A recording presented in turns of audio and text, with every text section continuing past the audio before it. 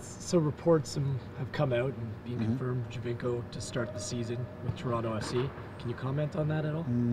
I don't have confirmation of that. I know that's something that's out there, but I'm hoping that we get him. But I don't have a definitive answer as of coming out here. So, but obviously I'm optimistic. I'd love to be able to plug him into the team starting with the first game of the year. But we'll continue how we're going and creating the framework around the role that he would have with the team and hoping that we get him as soon as possible. I was going to ask that. Does it change the preparation knowing that you're going to have him? No, not at all. No, not at all. We're trying to create the structure and foundation for our team, and when you plug a great player into that, then everybody will know sort of their role within it, and he'll find his way very quickly, I'm sure. Another acquisition yesterday was Shea Roux coming to Toronto FC.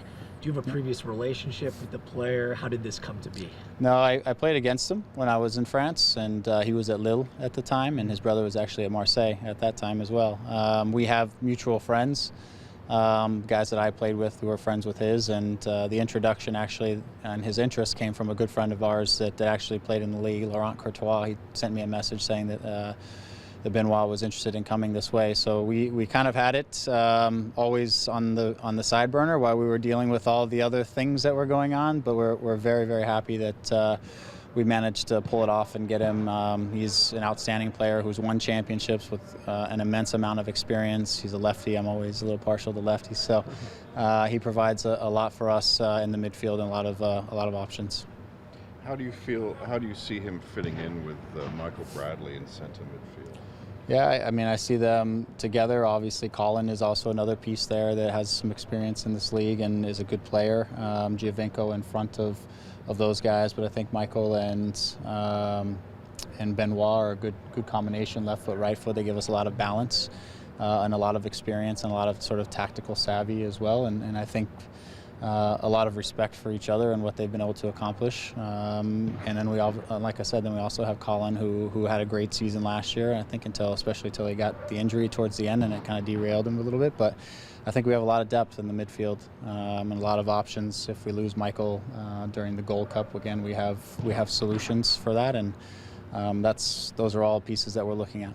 Having those strong defensive midfield players that you mentioned, does it make you consider playing more of a double pivot role or change the way that you shape the midfield? Yeah, that's definitely a consideration. I mean, in the end, we want to be able to give Giovinco space between the lines, between the opposition's midfield and defensive line to do the work that he does. So we don't want to crowd that up too much. So, Michael and whoever next to him, Benoit, Colin, or Colin and Benoit, depending on, Michael's availability as well, there's a good likelihood that they would play more next to each other, and that would also free up the space for them to join into the attack as they see fit. Michael likes to attack from a deep position. Benoit is very similar in that way. He can attack from a deep position, but he's a little bit more of a setup guy too in terms of his distribution and all that good stuff. So we'll have an interesting midfield no matter how it shakes up. Some impressive pickups by the team this off-season, and strength in numbers as well.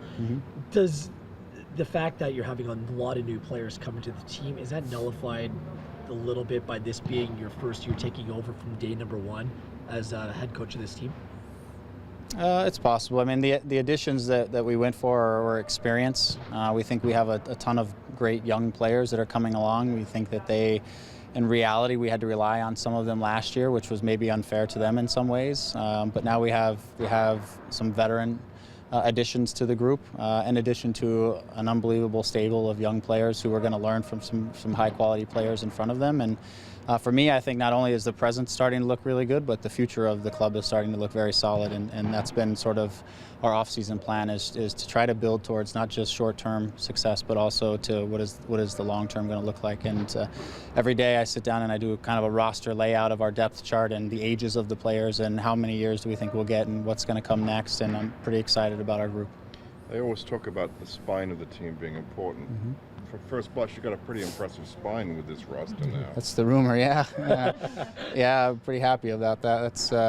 That's what we were looking at. I think that's key. I think that's key, and we have some guys on the outsides who have some pace and the ability to take people on, and we have some dangerous guys in a lot of places. So we are, again, there's a method to the madness, and we're just really excited that the pieces are coming together the way they are. Who do you see, what are your options outside on the wings, or who do you see as the the go-to people you will be pulling from there? Yeah, I mean, I think we have Osorio, Lovitz, Finley. We have other options that are coming along on the young side. That even a Chapman has looked pretty solid coming from an outside role. But Jackson for sure. We just haven't seen him because he's having a baby. But yeah, Jackson. We definitely have options out there. Even today, Jordan Hamilton played a little bit on the outside, and he proved that he understands how to play the position a bit. So we have options. There's ways that we can play it where the winger looks more like a second forward at times, depending on which side the ball's on. So we have some different looks that we can come at with that. There's somebody bringing in a player like Cheru and I guess also Perkis. These are players who played at big clubs, big stadiums. Can you talk really about what they bring off the field? I mean, there's a lot of youngsters as you have who I imagine are kind of a sponge to pick up such knowledge. Yeah, I mean, when we went to recruiting players this year and trying to bring guys in, we were looking for the personality of the person. Obviously, quality of player is always a facet, but it's the personality of the player. And these guys are top professionals in how they prepare day in and day out, and what benefit will they bring not just to the team but to the next group of players that are coming through. And these guys are when we sat down and met with them and the people that we know that are around them, these guys are pros in their everyday life, and every time they show up here, and they understand their role is helping the team win now, but also helping us to progress this club for many years to come. And so they are my expectation of them. Giovinco, Michael, who is like that, and the guys that we already have, is that they will set the standard for our younger players. And if your top guys or the guys you expect to be your top guys are your hardest working guys, then it's hard to not be that guy if you're a young guy. So that for us was a big part of it, and we're really excited about all the additions really, but those two guys that you mentioned are going to be a big piece of that.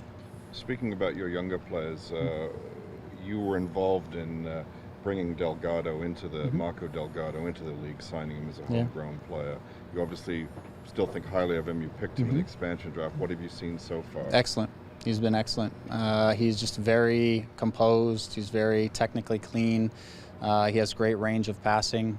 He also is a guy who can play outside if you need him to, or he can play midfield. His best position is probably in midfield. He's still 19 years old, which is amazing, but he plays with the confidence and composure of somebody much older than he is, and he's still becoming a man physically, which is also going to be an impressive thing. But his composure in the group and his ability to take the ball under pressure and just be composed and have solutions to get out of things has been really, really good to watch. He's been excellent.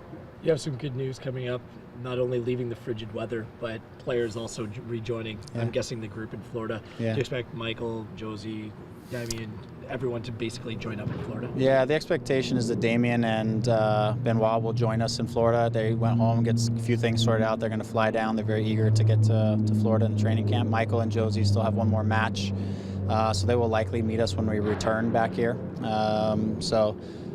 That's where we are. But by the time we get back here, we think we'll have the vast majority of our group together and ready to move forward as a collective unit. You're an Arizona guy. You must be happy to get out of this weather. I don't mind this. When you're in this bubble, you have no idea what's happening outside of the bubble. But really, though, honestly, this bubble and the quality of this field sometimes makes you forget. I've talked to a lot of the other guys, Robin, Fraser, and Dan, and they were at previous clubs where the bubble was maybe 60 by 40 and the turf was as hard as concrete. And so we don't have it so bad, but yeah, getting out to the grass and the sun and letting the guys open up their legs and take in some vitamin D won't be the worst thing. As this week, have you got out of it what you wanted to get out of the first week here? Yeah, absolutely. We've gained some fitness. We've seen the quality of soccer from the first day to even today really improve. The ideas and the guys based on our vision for the game is starting to come through, and even in the exercise we were just playing right now. We focus, majority of our time right now has been spent on the attacking side, and we're healthy right now. That's another positive thing. And so as we get down and we get onto grass, then we'll increase the intensity. We haven't done anything to goal yet. Everything has been under a controlled sort of environment, and when we get down into the grass and we're a weekend and guys have their legs under them, we'll start to increase the intensity and start going to goal a little bit more. They're anxious for that. The goalkeepers just keep doing goalkeeper training with John, and they're waiting to actually see some shots, but that's not part of the plan this week. But we've definitely advanced in all aspects, and I think the guys are starting to gain a real clear picture of where we're headed. we haven't asked you this since day one, but people are interested in who your captain is going to be. It's something that I would imagine people keep asking until it's confirmed. Mm-hmm. Do you have an idea when the captaincy will be confirmed? Yeah, probably when we get the whole group together. Like I said, I want to. It's a team thing. It's not just me announcing this is the guy. It's a team thing, and it's there's a lot of things that are in consideration, and I think it's a respect thing amongst the group that everybody's a part of that. And so, I would say by the time we get back from Florida and stuff, we'll start settling in some of those bigger picture items like that. 2 years ago when the Fair enough. 2 years ago when the club signed Jonathan Osorio, he was kind of a surprise player, breakthrough player that year. This year the club has signed Jay Chapman. Are you expecting some of the same? And what has been your impression of Jay this in the first week of training? Jay's done well. He's clearly a good soccer player. I think what we want to do is not put too much pressure on anybody to have to do anything amazing this year and everybody to play within themselves. Jay will have to learn the system and he'll have to kind of figure out his role within the team, whether it's something where he can play wide or whether he plays underneath the striker. But there's things that he's going to learn over the course of this week that are more sort of pro high level types of stuff. But listen, all the attributes are there, and he's clearly a good soccer player. I don't set any expectation for him other than to just keep developing as a player and keep working hard every day. So. And Dan Lovitz is another player coming back. The club traded for him to bring him back from New York. Yeah. How has he shown so far, and do you see him being an important part of this year's roster? Yeah, I do. Daniel has come in fit, much more fit than he showed up last year when he had a little bit of an injury coming into the preseason. He was one of our fittest guys. He's lean. He's very quick. He's been aggressive on the ball, and clearly he can take people on and scoop by guys. He's got a good left foot. He's a guy who can set up opportunities for us, and I do expect him to play a good solid role in the season. And the other thing, with Sheru and Giovinco, you have two players who have shown an aptitude in set pieces, free kicks. How important is that going to be for the team at this season? Good, yeah, especially starting some games on the road. You want to take every opportunity you can over the course of a match to be as dangerous as you can. And with two guys who can serve balls, one left-footed, one right-footed, guys who are very comfortable hitting shots from from a range of 30 and inside and Michael isn't a slouch either, so we have options. My fear is that we have a fight over every ball and see who's going to actually hit it, but we'll deal with that when we get there. But having options and having quality is always it's never a bad thing. So. What was it like playing against Sheru? He is a very hard worker on both sides of the ball and very, very good technically and just tactically sound. He's very hard to get close to, and you always have to deal with the fact that he has a range of passing that is second to none. He hits the 30, 40-yard ball across the field like it's a 5-yard pass. And so, as myself, I was a left back.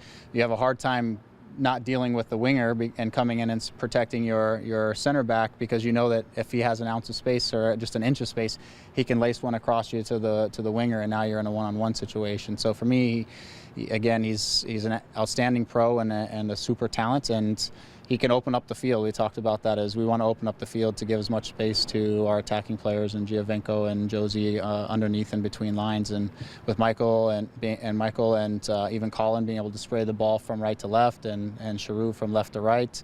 It's going to be hard for teams to really close us up in the middle of the field. They're going to have to respect the full width of the field. Did it take much to convince him to join? It really, with all of these guys, what's been interesting is just kind of talking to them about what we're trying to do, the vision of the club, and where we want to go with this. Also, selling the city and the fans has been a big part of it.